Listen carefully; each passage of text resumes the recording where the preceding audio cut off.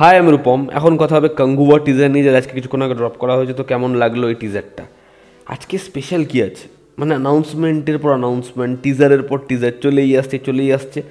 তারপর আমি বুঝলাম এগুলো কয়েকটা তো লিঙ্কড। যেমন এই কাঙ্গুয়ার যে টিজারটা এসেছে, কাঙ্গুয়া পোস্ট থিয়েট্রিক্যাল রিলিজ হবে কোথায়? অ্যামাজন প্রাইমে। এবং অ্যামাজন প্রাইমের অ্যানাউন্সমেন্ট ভাই, ওটার জন্য সবাই বসেই আছি এবং এখনও কোনো বড় অ্যানাউন্সমেন্টই হয়নি। মানে যেগুলোর জন্য আমরা বসে আছি, মুখিয়ে আছি, যাই হোক দেখার সেগুলো কীভাবে তারা অ্যানাউন্স করে।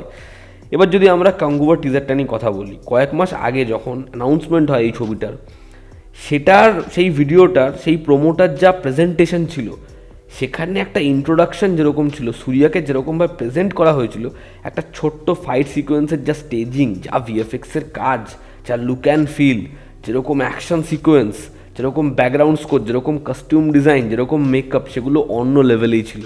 এবং আমি সেটা দেখে পাক লেগেছিলাম, মানে হেভি লেগেছিল আমার। এবার আজকে যে টিজারটা এসেছে, এই টিজারটা নিয়েও আমার কোনো অবজেকশন নেই। মানে এটাকে খারাপ বললে হয়তো জোর করে খারাপ বলা হবে, মানে সত্যি কিছু খারাপ বলার নেই, ক্রিটিসাইজ করার নেই। কিন্তু আগের যে অ্যানাউন্সমেন্টটা, ওটা আসলে এতটা সময় ধরে ছিল এবং এতটা সেটা ভালো লেগে গেছে। এবার এখন মাত্র 50 সেকেন্ড একটা টিজার দিয়েছে এবং সেটা এতটাই ফাস্ট, মানে সেখানে কোনো ব্রিদিং স্পেস নেই, ঠিক আছে? এবং সেখানে হিরো ভিলেন কাউকে আলাদা করে সেরকমভাবে জায়গা দেয়নি। সেখানে দুজনকে দেখেই মনে হচ্ছে যে এরা দুজনই ভয়ানক। বলা হচ্ছিল এটা একটা ভায়োলেন্ট সাগা, মানে সেই ব্রুটালিটিটা, সেই ভায়োলেন্সটা এই টিজারের মধ্যে রয়েছে। এবং তুমি এর খালি কালার স্কিম দেখো, একদম প্রথমে যখন দেখানো হচ্ছে জায়গাটা যেরকম, সেটা পুরোপুরি ব্লুইশ। ওরা যখন সেলিব্রেট করছে পুরোপুরি রেড, যখন ডেড বডিগুলো ফেলছে সেটা পুরোপুরি গ্রিন, যখন ফরেস্টের মধ্যে দিয়ে যাচ্ছে সেটা পুরোপুরি গ্রিন। তো এই যে কালার স্কিম, প্রত্যেকটা শটের একটার পর একটা আলাদা, ওই যে একদম রাতের দৃশ্যগুলো, জাহাজ নিয়ে যাচ্ছে, ওই সিকোয়েন্সগুলো যেরকম, মানে এক একটা কালার প্যালেট এক একটা সিকোয়েন্সের সাথে পুরোপুরি আলাদা, যেরকম হোয়াইট শট।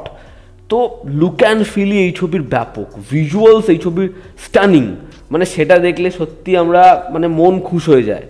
এবার যদি কথা বলি এই টিজারে ববি দেওল এবং সূর্যা দুজন মারাত্মক হিংস্র মনে হচ্ছে দুজনকে। দুজনের লুকস যেরকম এনার্জি, যেরকম সূর্যার ইন্ট্রোডাকশনটা যদি খুব ভালো করে দেখো, পা দিয়ে নিজের তরোয়ালের রক্ত মুছছে এবং ধোয়ার মধ্যে থেকে বাঘটা এগিয়ে আসছে, সেখানে সূর্যার নামটা আসছে, সেই পোর্শনটা সলিড। বা একটা জায়গা রয়েছে, ওটা মেবি ববি দেওয়ালের ক্যারেক্টারটাকে গাছের মধ্যে বেঁধে রাখা হয়েছিল এবং সে গাছের ওই গুড়িটা দিয়ে সবাইকে মারছে, সেখানে তার লুকটা রিভিল হয় না। তারপরে ওই তলোয়ার দিয়ে সবাইকে কাটতে মুখের পোর্শন থেকে কাটতে যায়, তখনও তার লুক রিভিল হয় না। কিন্তু যখন সেই চিৎকার করে, দুজনকে গলা ধরে তুলে নেয়, ওই পোর্শনগুলো ববি দেওয়ালকে ভয়ানক লাগে। তার মধ্যে আবার একটা চোখ তার ওই মণি বসানো, সেই জায়গাটা ভয়াবহ। এবং সূর্যার একটা পোর্শন রয়েছে, ভালো করে টিজারটা দেখো, দরকার পড়লে স্লোমো করে দেখো। সূর্যার দুটো হাতে দুটো অস্ত্র, ভালো করে দেখলাম যখন বাঁ হাতে তার অস্ত্র নেই, সেটা একজনের হাত, মানে সে তার হাতটা কেটে নিয়েছে এবং হাতের মধ্যে যে অস্ত্রটা আছে সেটা সে তুলে ধরেছে। ওই যে সিকোয়েন্স, মানে সেটা জাস্ট ভয়াবহ। গ্র্যান্ডার দেখো, ওই সবাই মুখের মধ্যে ফেক চোখ লাগিয়ে পালন করছে, উৎসব করছে, সেই জায়গাটা পুরো রেড, সবাই রেড কস্টিউম পরে যেরকমভাবে সেটাকে সেলিব্রেট করছে, আগুনের সামনে তারা যেরকমভাবে সেলিব্রেট করছে। ওই যে নৌকার দৃশ্যগুলো, তারা রাত্রেবেলা যাচ্ছে, চিৎকার করছে, ওরকমভাবে জার্কিং হচ্ছে।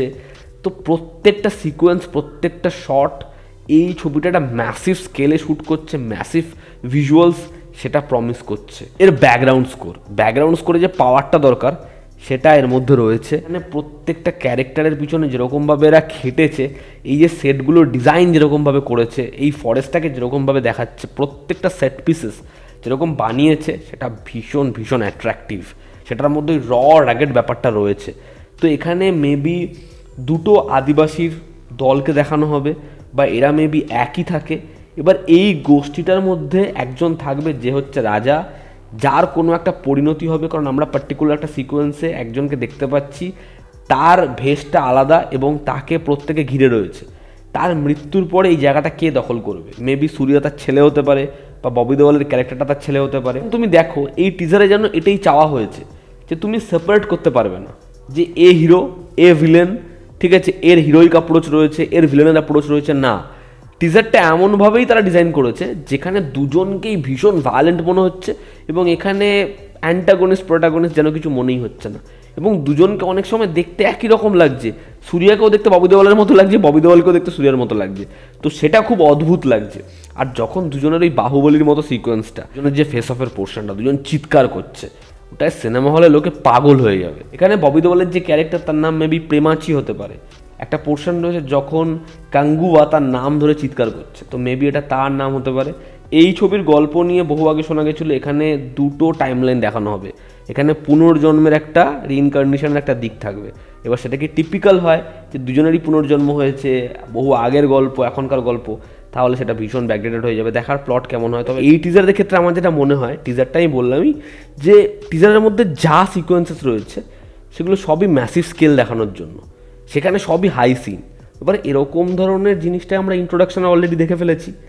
এবার এখানে যেটা দরকার ছিল সেটা হচ্ছে এই টিজারটাকে যখন ওই হাই পয়েন্ট একদম পিকে পৌঁছে যাচ্ছে, দুটো ক্যারেক্টারের ফেস অফ হচ্ছে, আমাদের না তারপর একটা ব্রিদিং স্পেস লাগতো। ওই যে শেষে সূর্যার মুখটা দেখানো, রিয়াকশানটা দেখানো, সেটার জায়গায় বা তার আগে কিছু একটা পোর্শন লাগতো যেখানে আর এত তড়িঘড়ি আর এত অ্যাকশন হচ্ছে না, ঠিক আছে, সেরকম কিছু ওখানে রাখা হয়নি। বা আমাদের এন্ডের পয়েন্টে মনে হয় যেন আরও কিছু আমরা পাবো, আরও কিছু যেন এখানে দেখানো হবে, কারণ এখানে সেরকমভাবেই তো টিজার ডিজাইন করা হয়। কিন্তু এখানে দেখো ওই যে 55 সেকেন্ড সেটা রুদ্ধশ্বাসে ছুটছে এবং ছুটতে ছুটতে শেষ হয়ে যায়, সেখানে কোনো হাই লো হয় না। তো যে কারণে কোথাও একটা কি মনে হয় যে আরও কিছু যেন পেতাম। আসলে আমাদের এক্সপেকটেশনটা আগের ইন্ট্রোডাকশন এবং এই টিজারের শুরুটা এমনভাবে বাড়িয়ে দিয়েছে, আমাদের প্রতিনিয়ত মনে হচ্ছে আরও কিছু পাবো, আরও কিছু পাবো। এবার দেখলে পাগল হয়ে যাবে। এর যা ভিজুয়ালস সেটা ফাটাফাটি ঘ্যামা, প্রত্যেকটা শট ব্যাপক, কিন্তু কোথাও একটা গিয়ে আমাদের মনে হয় যে আমরা বোধহয় আরও কিছু পাবো। এই টিজারটা বোধহয় এখনও শেষ হয়নি, আরও বোধহয় 15 সেকেন্ড, 20 সেকেন্ড, 30 সেকেন্ড থাকবে, যেটা আমরা পাই না। এই ছিল আজকের ভিডিও। যারা টিজারটা এখনও দেখোনি টিজারটা দেখো, এবং যারা দেখে নিয়েছো তোমাদের কি অপিনিয়ন জানিও। জনতা আমাদের পাশে আছে। আবার দেখা হচ্ছে। Love you all, stop, bye, take care.